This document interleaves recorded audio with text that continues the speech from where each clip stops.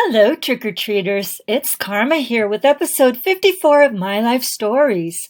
Welcome back to all my subscribers, and to all my new viewers, please go ahead and hit that like button and subscribe and hit the bell icon to not miss any new episodes. As a subscriber, this makes it easy for you to receive any new content from me without having to go looking for it. And if you have any free time, listen to my playlist. This will be a little bit longer video with the new short story and backed by popular demand, two of my all-time favorites, The Bones Who Threw Stones and The Story Man. The name of the first story is Spook Central on Wolf Street. It was only through some divine intervention that we wound up on Wolf Street. As luck would have it, Wolf Street was 2 blocks from my job.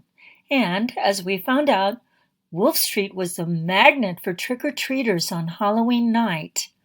Our son was too old to go trick-or-treating anymore, and I missed the days when we went house to house for lots of candy and fun.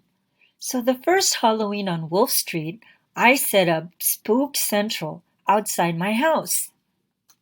Halloween is so exciting. I remember how my son would barely eat because of the anticipation, and how the entire week would be spent in preparation of that one special night, Halloween night.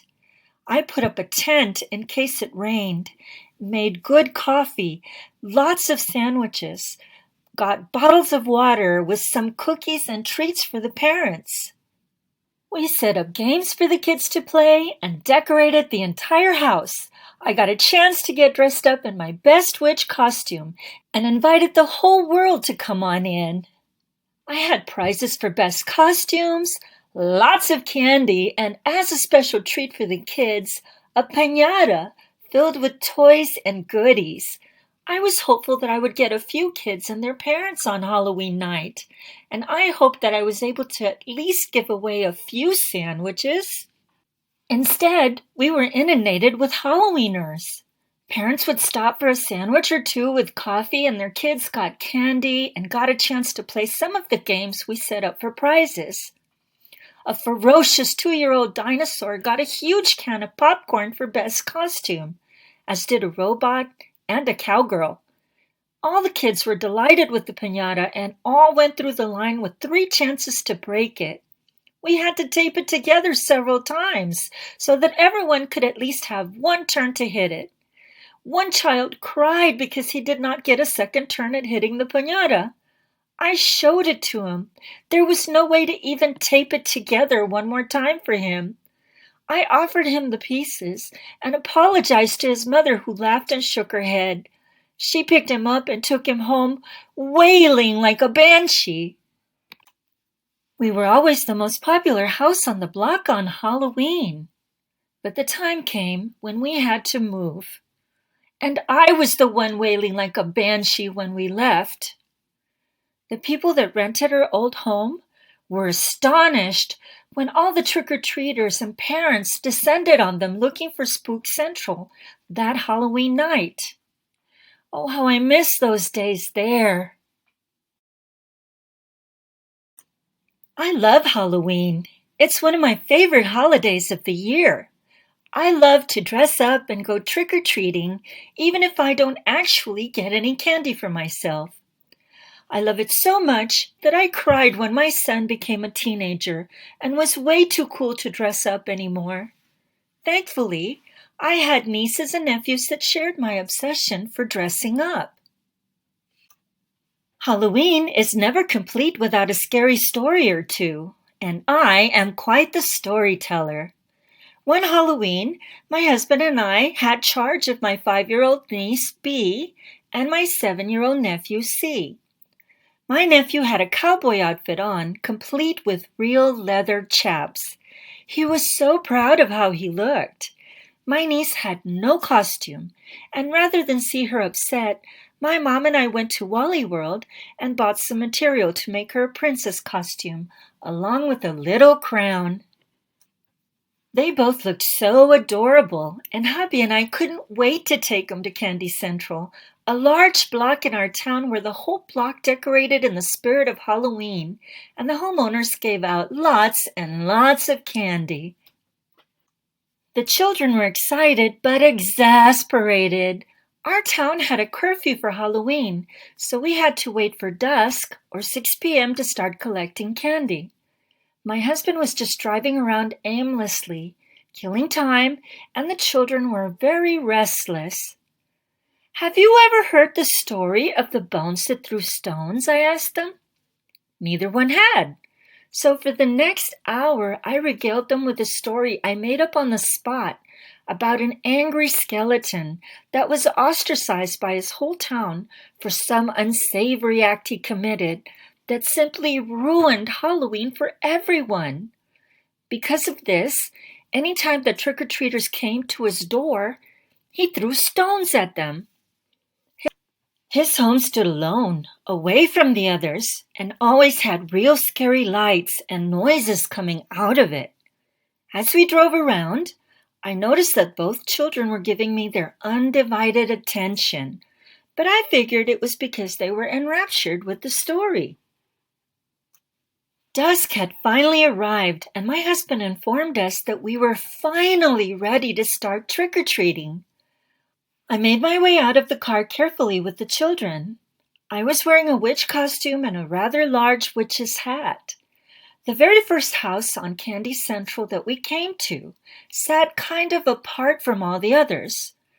The homeowner had done a splendid job of decorating for Halloween and had the special effects, scary sounds, and light playing over and over on a loop. As we were walking up the sidewalk, I was holding both children's hands. We started happily skipping up the walk, but then I noticed that each child had slowed their pace until we were just 2 feet from the door, and we were standing completely still. I looked at both of them and noticed that their faces had gone pale with shock, horror, and fear.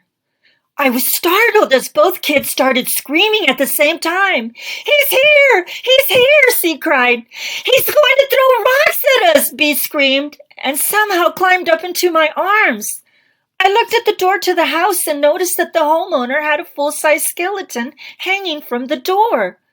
Both children refused to go near that house at all, and no amount of coaxing and promises that the skeleton wasn't real would change their minds.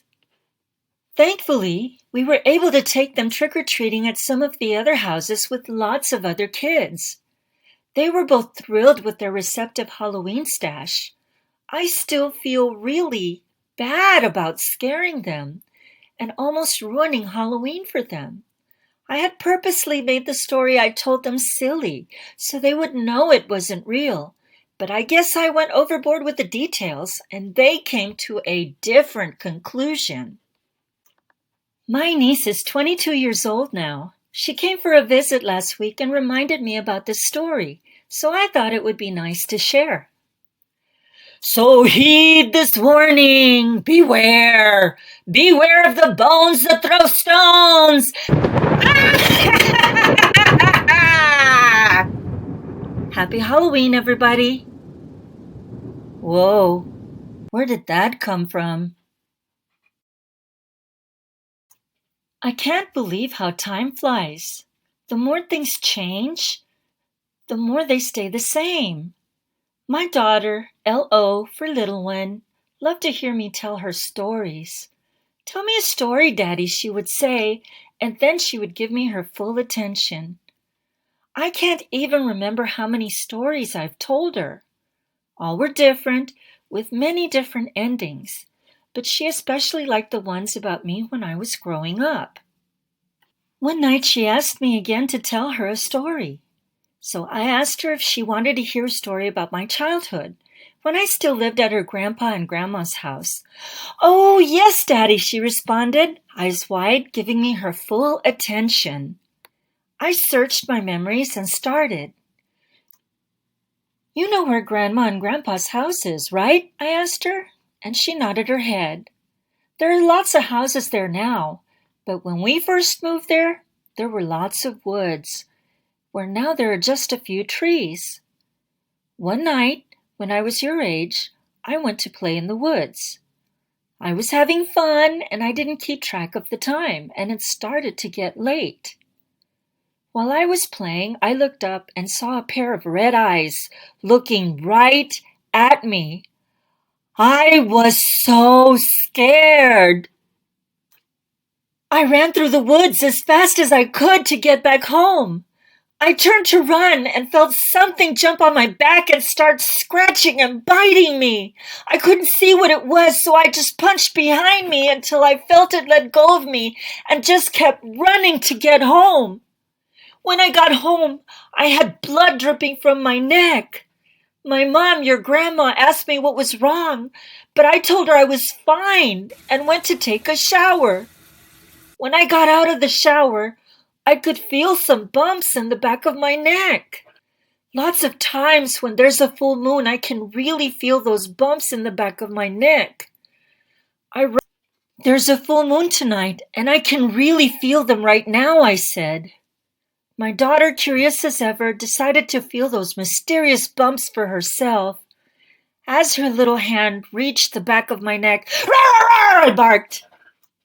Shocked, she screamed and immediately started crying. "Why would you do that?" she screamed at me. It took me an hour to calm her back down. Although I laughed like a hyena, I was sad that she never asked me for another story again. My granddaughter loves to ask me for stories. Tonight is a full moon, and I can really feel those bumps in the back of my neck.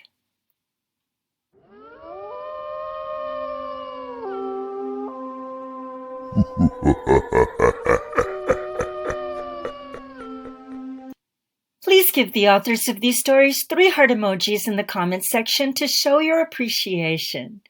Commenting, liking, and subscribing are a great way to support this channel and a way for me to know if I'm putting out content that you enjoy. Let me know what you think. If you would like your story read on my channel, please submit your story to karma@karmageddon.com or post to you/Karmageddon on Reddit. All stories will be read anonymously with either initials, descriptions, or pseudonames only. If you enjoyed this video, hit that like button. Feel free to share and subscribe and hit the bell icon for any new stories to be delivered to you. Also, check out my playlist whenever you have some free time. You can also find me on Facebook, Instagram, and Twitter. And that's my video for today. Remember, do something nice today. Help me change the world. It's not their turn, it's my turn to shine. Like the rays of the sunlight reaching out my arms. See you next Tuesday. I hope everyone gets a chance to celebrate Halloween safely. Let's continue to fight the good fight and remain positive. Things are starting to change little by little and everything is getting better. Most of all, remain positive and don't give in to the negativity that is all around us. Be prepared for change. That is the only constant. And I will see you later.